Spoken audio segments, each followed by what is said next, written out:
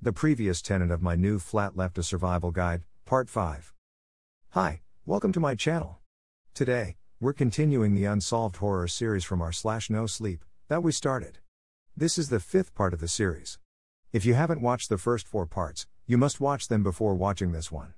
For those of you that have already watched them, sit back, relax, and grab some snacks. Before we start, if you have some scary personal experiences that you want to share, feel free to email them to me. Let's get started. I sat all morning thinking about everything, cup after cup of coffee in front of me to keep me awake. Once the postman had left and I was alone with my thoughts, they just continued to get louder. I thought about Natalia and the cult. About the kids and their nighttime antics. About the committee meeting. Jamie and how much I missed him, Georgia and my burning guilt, and Mr. Prentice, who was finally making those aforementioned animal noises. Most of all I thought about the note left for me on move-in day. How it had changed everything. My whole life was different now, I was alone and it felt like my new home was attacking from every angle. I reread the note a few times over my coffee. I worried about my rent, it was tight but manageable. School is currently out in the UK, but as a training teacher assigned to a school I still get paid a small amount through the summer. The rent is low and with a second summer job, I can just about make it without Jamie.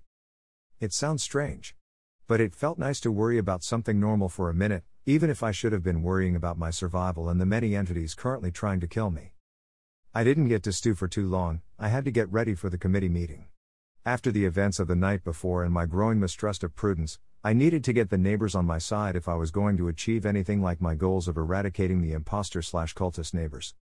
The meeting was at noon in flat 31. There was a poster on a communal notice board by the entrance that I was glad to spot. Terry hadn't mentioned the time when we met, and all our meetings since had been a bit hectic to discuss it.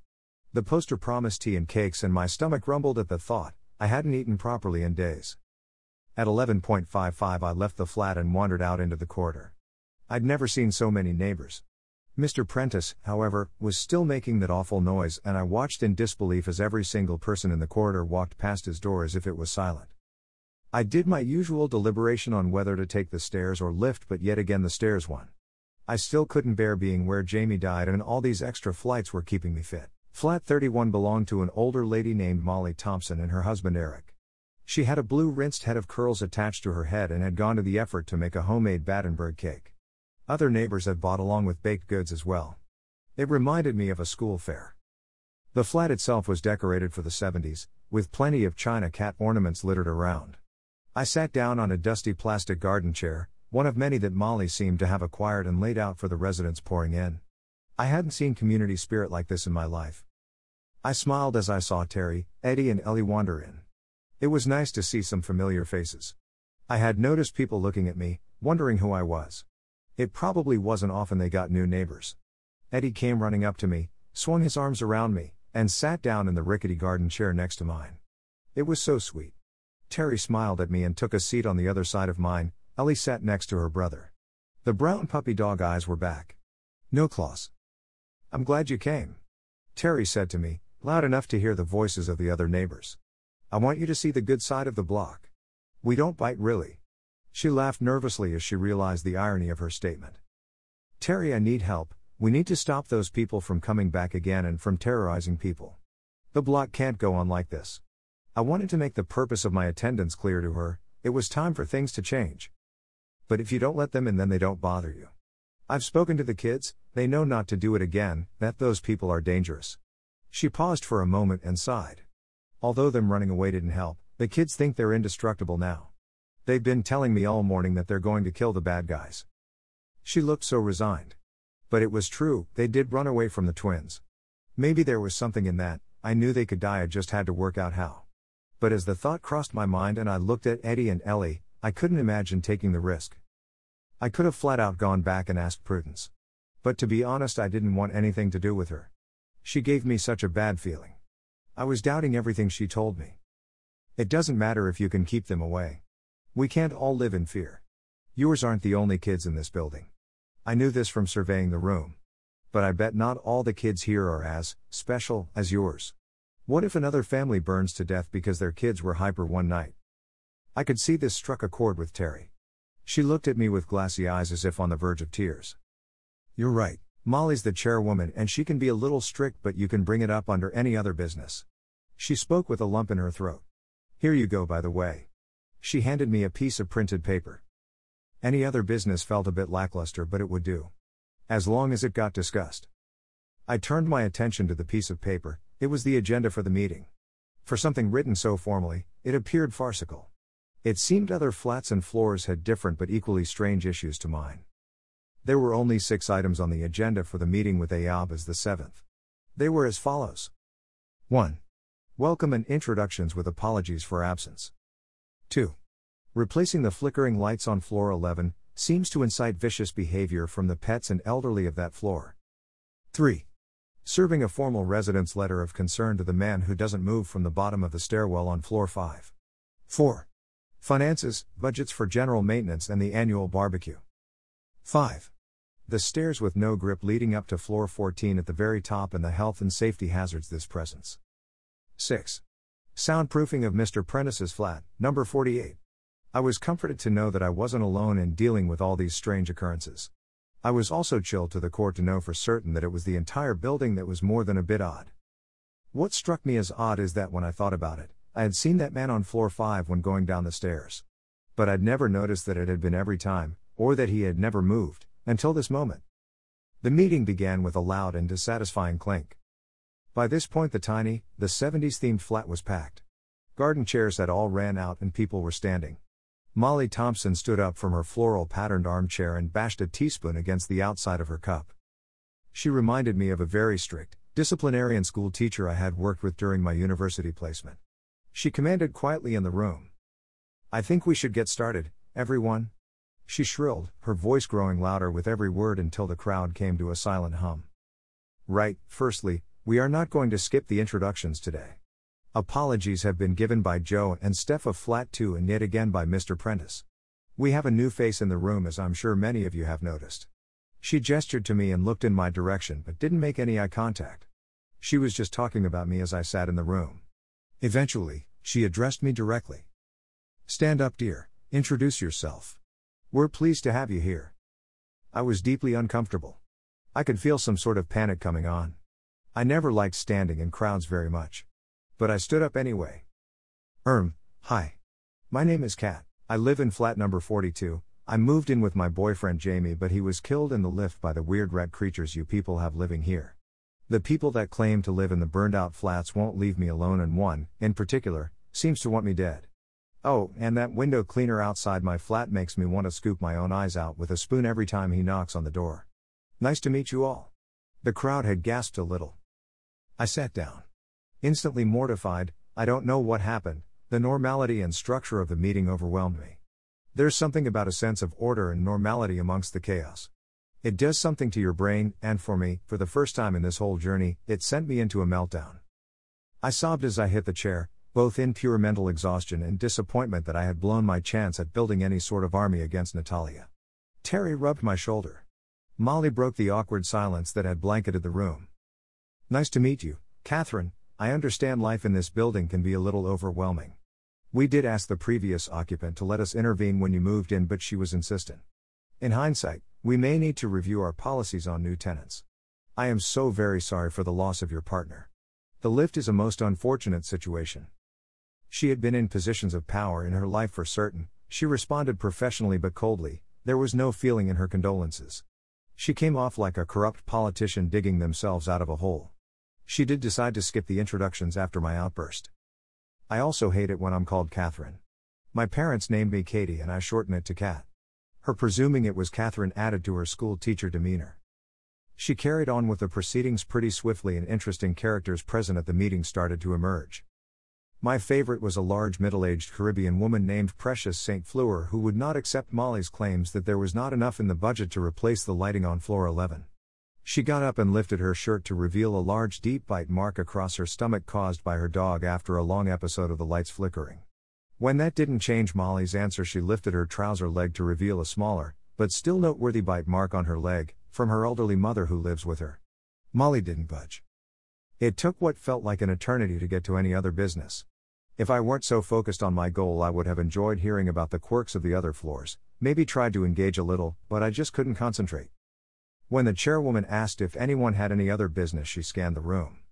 I stood up from my chair and she locked in on me with her eyes. My hands were shaking and I could feel a cold sweat forming all over my body. "Catherine, what can we help you with, dear?" she asked in a patronizing tone. "I want help in getting rid of the people pretending to be from the burned out flats. I can't be the only person that doesn't like living in fear," I stated boldly, trying not to break down again. "Dear, we have had this discussion multiple times and it's been taken off the agenda. I am aware you're new here, but there is nothing we can do about certain problems within this building, and for this particular issue we would appreciate you not letting them into your home and ignoring them like the rest of us," she snapped back. "But that's not good enough. Terry's kids answered the door last night, they're children, it's easily done. What if someone else's child does it and aren't so lucky to survive? One burned my friend so bad a few nights ago that she's still unconscious in hospital. This I knew from social media." A few people called out in agreement with me from the crowd. The only one who has ever been able to deal with them is Prudence. And that difficult woman never revealed her methods. "Don't think we didn't try. You're suggesting a suicide mission. You do well to remember you are new here," Molly hissed through her teeth. Did she have to mention I was new so many times? It was grating on me. "Well, I'm willing," shouted Precious. She seemed stronger than the rest in her earlier rant. I was glad to have her on my side. Where she came forward, a few others followed. Soon I had 5 people plus myself willing to form a subcommittee to get rid of the cultists. Molly didn't like it, but she agreed to let us do it. There was me, Precious, and Terry, along with a lady named Shanti who lived a few doors from me. A man named Anton and his friend Leo from floor 8 made up the group. To be honest, they just seemed keen to get involved with any kind of battle. Leo was the loud one, Anton was mostly silent. I invited them to my flat after Molly swiftly adjourned the meeting. Inviting anyone into my home made me anxious now. I found myself studying each of their faces to ensure they weren't too average and I hadn't invited the wrong people in. I was fairly certain I hadn't. Eddie and Ellie settled in front of my TV in the bedroom so they didn't hear our conversation. They may only be kids, but I felt safer with them there. We discussed for hours how we could bring the imposter people into one place and kill them all. Leo was particularly creative. He came up with weird and wacky ways to end them, from locking them in a room and blasting with fire extinguishers until they freeze, to herding them into the lift between 1:11 and 3:33 a.m. The whole time I waited nervously for a knock on the door, for them to come for us. But they didn't. We got time to plan. But despite the time it never really took off, no idea seemed feasible. I shared everything I knew. My conversation with Prue, the night before in Terry's flat. Everything. Precious listened to my tales intently before speaking. Derek would have helped us. He was a great man. He used to turn up at my door in the dead of the night just as those lights started and take my dog for a walk. She spoke of the gardener with a fondness. Prudence told me about Derek. She said he's been gone since the garden was demolished. I replied flatly. It was awful when he left. That woman that used to live here was nasty to him. I watched out my window as she tore up the garden. I know she was grieving for that little girl, but I know Derek only ever wanted to help. Shanti spoke up from the corner. She had been pretty quiet the whole time. He was the whole reason we don't have those awful creatures from the lift all over our homes anymore. My brother was killed by one before the agreement. He was 4 years old. I twitched as she told her story. Shanti has such sad eyes, and speaking about her brother only filled them further with sadness. This is another thing I don't understand. Why have an agreement? If you managed to kill most of them, why not all? I asked, feeling anger over Jamie burn through my throat as I spoke. Precious laughed. Terry shot her a look from across the room. No one told you the whole story, have they? Shanti asked, a single tear running down her face. What do you mean? This was driving me insane. Nothing was simple. How could I trust anyone? When Prudence and some of the others killed the creatures, they killed a large group of them in one hit. They had started to work out that food scraps and pet food were attracting them, and they gathered all the pet food in the tower block into one empty flat on the floor the fire happened. The creatures came in droves just like expected, and they set the flat alight. Again.